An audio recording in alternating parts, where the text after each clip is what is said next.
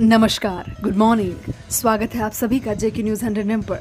चलिए बुलेटिन की शुरुआत करते हैं सभी बड़ी खबरों के साथ। एक एक करके बने रहिएगा हमारे साथ इस बुलेटिन में। खोलने पर 15 अक्टूबर के बाद निर्णय ले सकेंगे राज्य, अभिभावकों की मंजूरी जरूरी। जी हाँ, केंद्र सरकार ने आज अपनी नवीनतम अनलॉक 5 गाइडलाइंस में कहा कि राज्य और केंद्र शासित प्रदेश यह तय कर सकते हैं कि वे 15 अक्टूबर के बाद स्कूलों, कॉलेजों और कोचिंग संस्थानों को क्रमबद्ध तरीके से फिर से खोलना चाहते हैं या नहीं। जी हाँ, केंद्र सरकार ने कोरोना वायरस महामारी के बीच आज अपनी नवीनतम अनलॉक 5 गाइडलाइंस में कहा कि राज्य और केंद्र शासित प्रदेश यह तय कर सकते हैं कि वे 15 अक्टूबर के बाद स्कूलों, कॉलेजों और कोचिंग संस्थानों को क्रमबद्ध तरीके से फिर से खोलना चाहते हैं या नहीं। अब सरकार ने कहा कि ऑनलाइन और दूरस्थ शिक्षा हालांकि शिक्षण का पसंदीदा तरीका बना रहना चाहिए।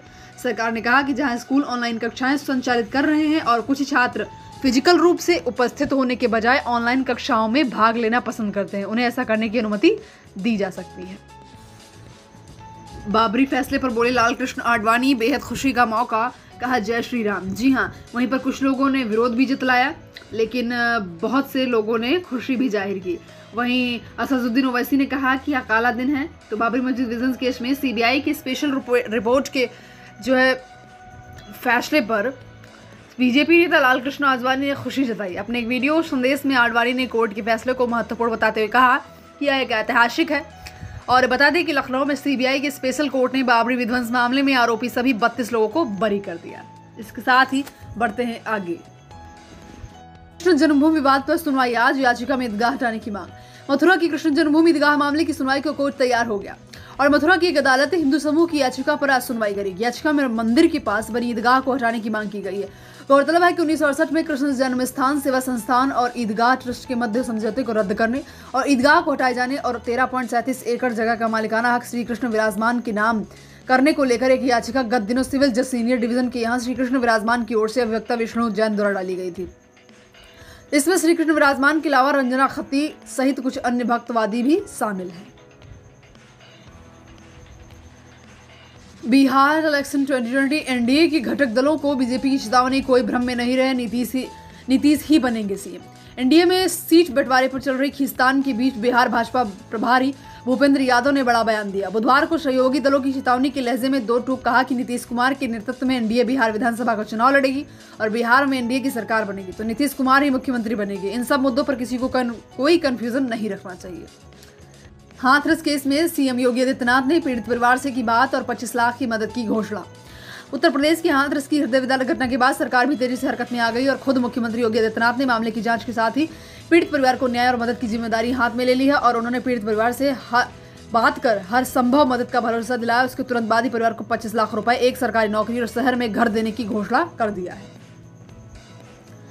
जीएसटी रिटर्न भरने की डेडलाइन 1 महीने के लिए बढ़ी, अब 31 अक्टूबर तक का मौका। वित्त वर्ष 2018-19 के लिए जीएसटी TR9 और GSTR9C रिटर्न फाइल करने की डेडलाइन 1 महीने के लिए बढ़ा दी गई। अब नई डेडलाइन 31 अक्टूबर 2020 की है और CBIC ने बुधवार को ट्वीट कर इसके बारे में जानकारी दी है। जी हाँ, ये आप देख सकते हैं, ट्वीट भी आप लोगों को दिख रहा होगा स्लाइड पे।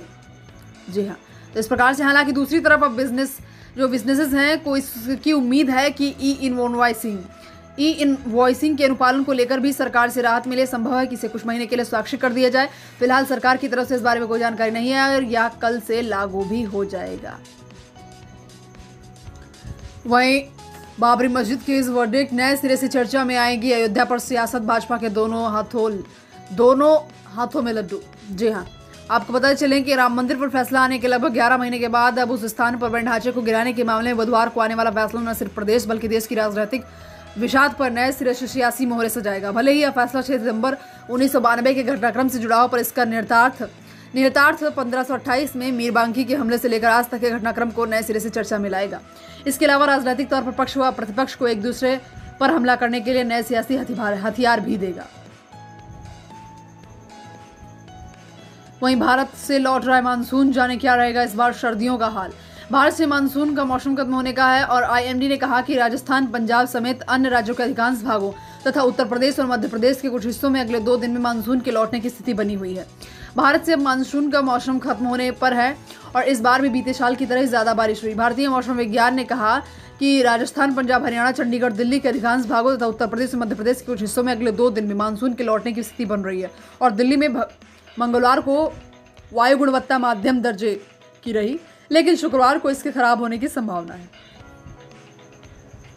वहीं यूपी, दिल्ली और कुमाऊं के लिए शुरू हुई बस सेवा, सुबह से ही उमड़ी रही लोगों की भीड़।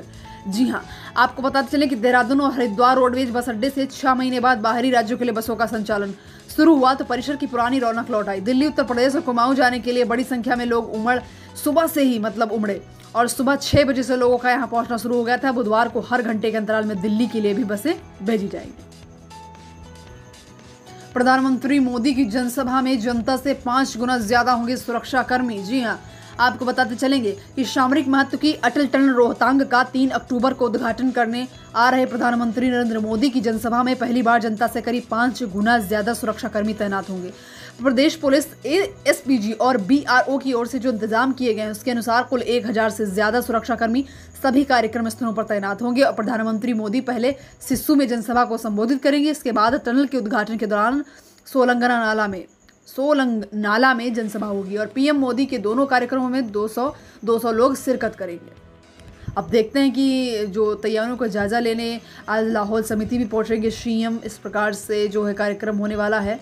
नरेंद्र मोदी 3 अक्टूबर को अटल टनल रोहतांग जाएंगे और उसके बाद में उपायुक्त डॉक्टर ऋचा वर्मा ने कहा कि मुख्यमंत्री बुधवार सुबह 10 बजे लाहौल समिति के लिए सिस्सू हेलीपैड पहुंचेंगे।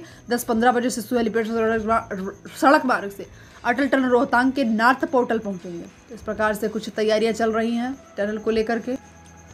1 अक्टूबर से 10 एजेंसियां करेंगी धान की खरीद और 4000 क्रय केंद्र खोले जाएंगे। उत्तर प्रदेश के मुख्यमंत्री आदित्यनाथ ने कहा कि धान क्रय केंद्रों पर किसानों को कोई असुविधा ना हो और प्रदेश में 1 अक्टूबर से धान खरीद शुरू होने जा रही है। इसके लिए 10 क्रय एजेंसियों को नामित किया गया है और इन एजेंसियों द्वारा कुल 4000 क्रय केंद्र खोले जाएंगे। आयुक्त खाद्य रसद मनीष चौहान ने बताया कि खरीफ विपणन वर्ष 2020-21 में 55 लाख मीट्रिक टन धान खरीदने का लक्ष्य रखा गया है। साथ ही साथ धान कामन के लिए 1868 प्रति क्विंटल और ग्रेड ए धान के लिए 1888 रुपए प्रति क्विंटल समर्थन मूल्य निर्धारित किया गया है। पत्नी को पीटने के मामले में विवादों में आए मध्य प्रदेश के आईपीएस अधिकारी सस्पेंड हो गए। मध्य प्रदेश के वरिष्ठ आईपीएस अधिकारी पुरुषोत्तम शर्मा को प्रदेश सरकार ने निलंबित कर दिया। वायरल हुए वीडियो में पत्नी को पीटते हुए दिख रहे थे। जी हाँ, अब ऐसे तो नहीं उत्पीड़न करना चाहिए। जी हाँ, नारियों का सम्मान करें। कथित वीडियो वायरल होने के बाद पत्नी के साथ घरेलू हिंसा के मामले में विवादों में आए मध्य प्रदेश के वरिष्ठ आईपीएस अधिकारी पुरुषोत्तम शर्मा को प्रदेश सरकार ने मंगलवार शाम को निलंबित कर दिया। सोशल मीडिया पर वायरल हुए वीडियो में वो दिख रहे थे कि अपनी पत्नी को मार रहे हैं, अपनी पत्नी के साथ में मारपीट करते हुए दिखाई दे रहे थे। तो उनकी जो पत्नी द्वारा रिकॉर्ड किए गए दूसरे वीडियो में शर्मा एक क्षेत्रीय टीवी चैनल की महिला एंकर के घर में बैठे हुए दिखाई पड़ रहे थे और वीडियो में दिख रहा था कि पत्नी के वहां पहुंचने के बाद शर्मा वहां से निकल जाते हैं। तो इस प्रकार से कुछ पूछताछ के बाद में जो जानकारी प्राप्त हुई उसके बाद निलंबित कर दिया गया। आगे बढ़ते पर बोले कैलाश विजयवर्गीय, थोड़ा सब्र करना चाहिए, सीएम योगी के प्रदेश में कभी भी पलट जाती है गाड़ी। बीजेपी नेता कैलाश विजयवर्गीय ने हाथरस कांड पर कहा कि सीएम योगी के प्रदेश में कभी भी गाड़ी पलट जाती है, लिहाजा इंसाफ के लिए हमें सब्र रखना चाहिए। इनका इशारा बहुचर्चित विकास दुबे एनकाउंटर की तरफ ही था। बिहार विधानसभा चुनाव के लिए बीजेपी के प्रभारी होंगे देवेंद्र फडणवीस, जेपी नड्डा ने की नियुक्ति। बिहार विधानसभा चुनाव 2020 के लिए भारतीय जनता पार्टी ने महाराष्ट्र के पूर्व मुख्यमंत्री देवेंद्र फडणवीस को पार्टी का चुनाव प्रभारी नियुक्त किया। बीजेपी के राष्ट्रीय महासचिव जो मुख्यालय प्रभारी अरुण सिंह की तरफ से जारी एक पत्र में कहा गया कि बीजेपी के राष्ट्रीय अध्यक्ष जेपी नड्डा ने देवेंद्र फडणवीस को आगामी बिहार विधानसभा चुनाव हेतु चुनाव प्रभारी नियुक्त कर लिया। यह नियुक्ति तत्काल प्रभाव से लागू की गई है। कोरोना वायरस, देश में बढ़ रही वायरस से ठीक होने वाले मरीजों की संख्या एक दिन में सामने 80,472 नए मामले। जी हां, कोरोना पर बात कर लेंगे। भारत में कोरोना वायरस के मामलों में बढ़ोतरी के बावजूद इससे ठीक होने वाले मरीजों की संख्या में इजाफा हो रहा है। कोरोना संक्रमितों और इस बीमारी से उभरने वाले लोगों की संख्या के बीच का फासला कम होता जा रहा है। अब लगभग 9 लाख सक्रिय मामले हैं, जबकि 51 लाख से अधिक लोग इस बीमारी से ठीक भी हो चुके हैं। कोरोना काल में महाराष्ट्र में एक और बीमारी फैलने का डर, प्रशासन ने जारी कर दिया अलर्ट। कोरोना के बीच अब देश के कुछ हिस्सों में एक और बीमारी जन्म ले रही है। गुजरात के कुछ इलाकों में कांगो फीवर के मामले आने के बाद में महाराष्ट्र में पालघर प्रशासन ने कांगो फीवर के लिए अलर्ट जारी कर दिया। ऐसा माना जा रहा है कि ये फीवर पशुओं से इंसानों में फैलता जा रहा है। पशुपालन विभाग के डिप्टी कमिश्नर डॉक्टर प्रशांत कामले ने जानकारी दी कि गुजरात के कुछ हिस्सों में इस तरह के फीवर के कई मामले भी आ रहे हैं और अब इस फीवर के महाराष्ट्र के सीमावर्ती इलाकों में फैलने की आशंका है। पालघर गुजरात के कलसाड़ जिले से लगा हुआ है। जी हाँ, ऐसा बताया जा रहा है कि एक खास तरह का वायरल किसी कीट से एक जानवर से दूसरे जानवर फैलता है और इसके बाद इस संक्रमित जानवरों के खून के संपर्क में आने या फिर ऐसे जानवरों के मांस को खाने से इंसानों में भी इस वायरस को पाया जा सकता है। तो सतर्क रहें, इस बात की चर्चा की गई। बेहद ज़रूरी है आज राशन कार्ड के इस काम को निपटाना, वरना नहीं मिलेगा फ्री में राशन। फ्री राशन लेना चाहते हैं और अब तक आपने राशन कार्ड को आधार से लिंक नहीं कराया है तो करा लें। तो आपके लिए मुश्किल खड़ी हो सकती है, क्योंकि आज राशन कार्ड को आधार से लिंक कराने का आखिरी दिन था। अगर आप फ्री राशन लेना चाहते हैं तो कृपया करके राशन कार्ड को आधार से लिंक कराना बेहद ज़रूरी है। जी हाँ। वहीं गोरखपुर 113 साल के इतिहास में पहली बार दुर्गाबाड़ी में नहीं बटेगा प्रसाद, जानिए क्यों। कोरोना संक्रमण के चलते दुर्गा पूजा कार्यक्रम को लेकर जारी असमंजस के बीच गोरखपुर की पूजा समितियों ने खुद के लिए सुरक्षा की लकीर खींचनी शुरू कर दी है और शहर में पिछले 113 साल से दुर्गा पूजा उत्सव को धूमधाम से मनाने वाली बंगाली समिति के दुर्गावाड़ी स्थित पंडाल में पहली बार भोग प्रसाद नहीं बटेगा। फिलहाल समितियां सिर्फ कलश पूजा कर परंपरा को कायम रखने का मन बना चुके हैं, क्योंकि कोरोना काल चल रहा है, इस वजह से यहाँ प्रसाद नहीं बटेगा। एनसीबी का बड़ा खुलासा, रिया चक्रवर्ती ने साजिश के तहत किया था ये काम। सुशांत सिंह राजपूत की केस के मामले में ड्रग्स एंगल की छानबीन कर रही एजेंसी नारकोटिक्स कंट्रोल ब्यूरो ने कोर्ट में कहा कि अभिनेत्री रिया चक्रवर्ती ड्रग सिंडिकेट की एक्टिव मेंबर थी। इसमें हाई सोसाइटी के कई जाने माने लोग और ड्रग सप्लायर शामिल रहे। एनसीबी ने कहा कि ड्रग का सेवन करने के मामले में रिया चक्रवर्ती दिवंगत अभिनेता सुशांत सिंह राजपूत को बढ़ावा देने की आरोपी है। एजेंसी ने कहा कि संपूर्ण परिदृश्य को देखते हुए सामने आता है कि रिया चक्रवर्ती इस बात से अवगत थी कि सुशांत सिंह राजपूत ड्रग का सेवन करते थे और इस दौरान न केवल उन्हें ऐसा करने का बढ़ावा दिया गया बल्कि उनसे पूरी बात भी छिपाई गई। तो अब यह सनसनीखेज खुलासा हुआ है। एनसीबी ने एक बार फिर से रिया चक्रवर्ती की जमानत याचिका का विरोध किया और कहा कि उनके खिलाफ ऐसे कई सबूत मिले जिनसे पता चलता है कि वह ड्रग ट्रैफिकिंग में शामिल रही है। एनसीबी ने यह भी स्पष्ट कर दिया है कि एक आपराधिक साजिश के तहत रिया ने ड्रग्स के लेन देन के लिए अन्य अभियुक्तों का समर्थन किया और उन्हें ऐसा करने के लिए बढ़ावा दिया और पैसे से भी उनकी मदद किया। आगे बढ़ते हैं। तेज धमाके जैसी आवाज से दहल गया पेरिस, इमरजेंसी कॉल करने लगे लोग, फिर पुलिस ने बताई असली वजह। जी हाँ, आपको बताते चलें कि जो पेरिस में बुधवार को तब सारे लोग दहल गए जब वहां अचानक एक तेज धमाके जैसी आवाज सुनाई दी। आवाज इतनी तेज थी कि लोग धमाके के शोर से डर गए और तुरंत पुलिस को इमरजेंसी कॉल करने लगे। हालांकि बाद में फ्रेंच पुलिस ने बताया कि भयंकर तेज आवाज की वजह क्या थी। जी हाँ, आपको बता दें कि पुलिस ने ट्वीट किया कि पेरिस और आसपास के इलाकों में बहुत तेज से आवाजें सुनी गई। यह कोई धमाका नहीं था, एक फाइटर जेट ने साउंड की सीमा को पार किया था जिससे सोनिक बूम से आवाज पैदा हुई। पुलिस ने लोगों से घबरा कर इमरजेंसी कॉल ना करने का भी आग्रह किया है। जानकारी के मुताबिक पता चला कि आवाज इतनी तेज थी कि पूरे पेरिस में सुनी गई और इसने खिड़कियों तक को हिला दिया। बिहार चुनाव निर्वाचन आयोग की टीम से मिले जदयू, कांग्रेस और सीपीएम के नेता, दिए गए ये अहम सुझाव। आपको बता दें कि आयोग से जनता दल यू की ओर से प्रदेश के कार्यकारी अध्यक्ष अशोक चौधरी, मंत्री संजय झा, आरसीपी सिंह और लल्लन सिंह ने मुलाकात की। अशोक चौधरी ने कहा कि 80 साल से अधिक उम्र के मतदाताओं को बैलेट पेपर के लिए खुद पहल करके भरवाएं और बीएलओ से अंडरटेकिंग लेकर मतदाता पर्ची समय पर पहुंचाया जाना सुनिश्चित किया जाए और सभा को लेकर नेता के जाने पर भी भीड़ अधिक जुट जाती है तो आयोग इसके लिए दिशा निर्देश दे। तो इस प्रकार से कुछ नियम कायदे बनाए गए हैं। आगे बढ़ते हैं। उड़ीसा ने किया कोरोना वायरस का शानदार प्रबंधन, डब्ल्यूएच ने की जमकर तारीफ। साइक्लोन अम्फान के बाद लॉकडाउन के दौरान भारी संख्या में प्रवासियों की वापसी के बावजूद बेहतरीन ढंग से कोरोना वायरस का प्रबंधन करने को लेकर विश्व स्वास्थ्य संगठन ने उड़ीसा सरकार की प्रशंसा की। डब्ल्यूएच की वेबसाइट पर प्रकाशित शासन से सामुदायिक लचीलापन, उड़ीसा की कोविड-19 प्रतिक्रिया शीर्षक से एक लेख में राज्य सरकार की प्रशंसा की गई, जिसमें उड़ीसा ने कोरोना वायरस के प्रसार को रोकने के उपायों के साथ साथ मरीजों का प्रभावी ढंग से प्रबंधन करना भी शामिल किया गया है। लेख में कहा गया है कि राज्य की कोविड-19 प्रबंधन रणनीति प्रवासियों की आमद के बावजूद नए मामलों को कम करने के लिए महत्वपूर्ण अंतर्दृष्टि प्रदान करती है और यह उन अन्य प्रमुख विशेषताओं को भी उजागर करती है जिसके परिणाम स्वरूप यहाँ मामलों की संख्या कम है, जिसमें उड़ीसा 13 मार्च को कई सार्वजनिक स्थानों को बंद करने का आदेश देने वाला देश का पहला राज्य भी था। हालांकि उस वक्त तक राज्य में एक भी मामला दर्ज नहीं किया गया था। कोरोना संकट के बीच बड़े बदलाव की तैयारी। जी हाँ, आपको बता दें कि इस कारण हमेशा के लिए खत्म हो सकती है पैन फ्री कार। आपको बता दें कि एक तरफ पूरा देश कोरोना वायरस संकट से जूझ रहा है, वहीं इस महामारी के बीच भारतीय रेलवे लगातार नियमों में बदलाव कर रही है और इसी बीच खबर ये आ रही है कि रेलवे एक और बड़े बदलाव की तैयारी कर रही है। बताया जा रहा है कि ट्रेनों के अंदर साफ सफाई रखने के लिए रेलवे के पास पैन फ्री कार को हमेशा के लिए खत्म होने का प्रस्ताव है। रेलवे अगर इस प्रस्ताव का स्वीकार कर लेता है तो ट्रेन के अंदर खान पान के लिए दूसरी व्यवस्था अपनाई जा सकती है। जी हाँ, जानकारी के मुताबिक all India railway federation pantry car को खत्म करने के लिए रेल मंत्रालय को प्रस्ताव भेजा गया है। प्रस्ताव में कहा गया है कि इससे ट्रेनों के अंदर साफ सफाई बरकरार रह सकती है और इसके अलावा रेलवे की आमदनी बढ़ने की भी आशंका है। और all India railway man federation ने अपने प्रस्ताव में कहा कि पेंट्री कार की जगह कि एक ट्रेन में एक ऐसी कोच लगाया जा सकता है जिसमें रेलवे की कमाई भी बढ़ेगी। चर्चा यह है कि इस प्रस्ताव पर भारतीय रेलवे काफ़ी गंभीरता से विचार कर रहा है। हालांकि अभी तक इस मामले में किसी अधिकारी की कोई प्रतिक्रिया नहीं है, लेकिन अगर रेलवे इस प्रस्ताव को स्वीकार कर लेता है कि यह काफ़ी बड़ा बदलाव होगा। वहीं यात्रियों के लिए खाने पीने की भी वैकल्पिक व्यवस्था की जाएगी। जी हाँ, कोरोना वैक्सीन के अधिकतम दाम हुए तय, या होगी कीमत। जी हाँ, Serum Institute of India, Gates Foundation और गावी के साथ मिलकर कर रहा है काम। निर्माण में जुटे सभी सहयोगी संगठन द्वारा एक टीके की अधिकतम कीमत कर ली गई है तय। दुनिया भर में कोरोना वैक्सीन की तेजी से उपलब्धता सुनिश्चित करने पर सभी संगठनों का पूरा जोर। जी हाँ, आपको दरअसल सीरम इंस्टीट्यूट की जा रही फंडिंग एस्ट्राजेनेका और नोवावैक्स से लाइसेंस प्राप्त कोरोना वैक्सीन के उत्पादन में तेजी से लाई गई। और अगर यह वैक्सीन WHO के प्री क्वालिफिकेशन और फुल लाइसेंस को हासिल कर लेते हैं तो इन्हें खरीद के लिए उपलब्ध करा दिया जाएगा। और इन वैक्सीन की अधिकतम कीमत $3 अमेरिकी प्रति डोज होगी। यह कीमत भागीदारों द्वारा किए गए निवेश से सक्षम होगी और इनमें coalition for epidemic preparedness innovations CEPI, bill and Melinda Gates Foundation और SII आदि शामिल होंगे।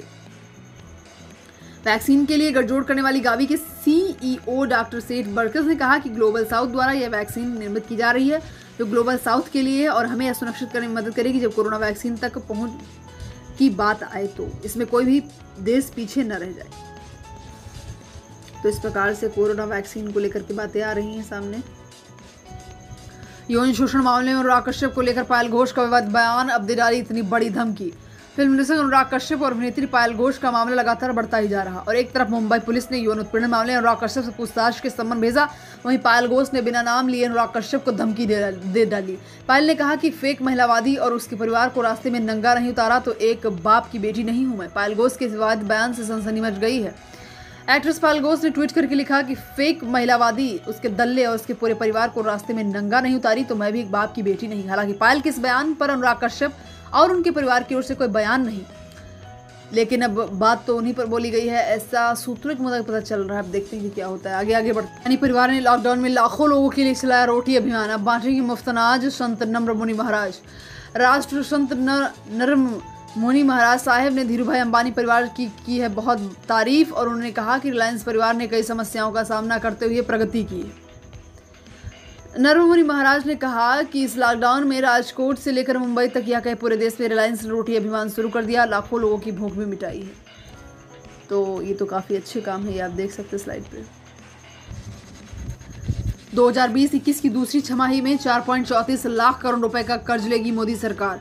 केंद्र सरकार चालू FY21 और H2 में 4.34 लाख करोड़ रुपए का कर्ज लेगी। FY21 H1 में 7.66 करोड़ रुपए का कर्ज लिया है और आर्थिक मामलों के सचिव तरुण बजाज ने कहा कि सरकार इस साल कुल 12 लाख करोड़ रुपए के कर्ज जुटाने के लक्ष्य पर कायम है। व्हाट्सएप में आ रहा है खास फीचर, यूजर्स को मिलेंगे कई बड़े फायदे, जानिए क्या होगा अपडेट। व्हाट्सएप यूजर्स के लिए आपको बता दें कि समय समय पर स्टोरेज के रूप में एक बड़ी समस्या सामने आ जाती है और वो परेशान होते हैं कि व्हाट्सएप फाइल से उनका कितना स्टोरेज खर्च हो रहा है और कौन कौन से बड़े फाइल्स हैं। व्हाट्सएप जल्द ही एक ऐसा फीचर ला रहा है जिससे यूजर्स के लिए स्टोरेज प्रॉब्लम का समाधान होने जा रहा है। तो इंतजार करेंगे कि अब कब आता है। अनलॉक 5.0 गाइडलाइंस के तहत केंद्र सरकार ने जारी किया नई गाइडलाइंस, स्विमिंग पूल और सिनेमा हॉल खुलेंगे। जी हाँ, आपको बताते चलें कि नई गाइडलाइंस के मुताबिक सिनेमा हॉल और मल्टीप्लेक्स 50% क्षमता के साथ खुले जाएंगे। इसके लिए केंद्र सरकार की तरफ से दिशा निर्देश जारी कर दिए गए हैं। आपको बताते चलें कि केंद्र सरकार ने राज्यों और केंद्र से प्रशासित प्रदेशों को स्कूल, कॉलेज और कोचिंग खोलने के लिए 15 अक्टूबर के बाद चरणबद्ध तरीके से खोलने का फैसला ले लिया। केंद्र का कहना है कि शिक्षण संस्थानों को खोलने की अनुमति उस क्षेत्र के हालात को देखने के बाद और विद्यालय के प्रबंधन से विचार विमर्श करने के बाद लिया जाना चाहिए। ध्यान रहे कि यह सभी गतिविधियां कंटेनमेंट जोन के बाहर के इलाकों में बहाल की गई हैं। महामारी को देखते हुए महाराष्ट्र सरकार ने सूबे में 31 अक्टूबर तक लॉकडाउन बढ़ाने का ऐलान किया। हालांकि कंटेनमेंट जोन के बाहर होटल और फूड कोर्ट्स को राहत मिली है। सरकार ने 5 अक्टूबर से होटल्स और फूड कोर्ट्स 50% क्षमता के साथ खोलने की अनुमति दे दिया है। तो इसी के साथ बस इतना ही। देखते रहिएगा JK News 100M, और यदि चैनल पर पहली बार आए हैं तो चैनल को सब्सक्राइब करके ही जाइएगा। Thank you, take care. Subscribe for latest updates और हमेशा हमारे चैनल से जुड़े रहने के लिए इस बेल आइकॉन को दबाना ना भूलें। वीडियो को लाइक करें, शेयर करें, कमेंट करें, and also don't forget to press the bell icon. Thank you.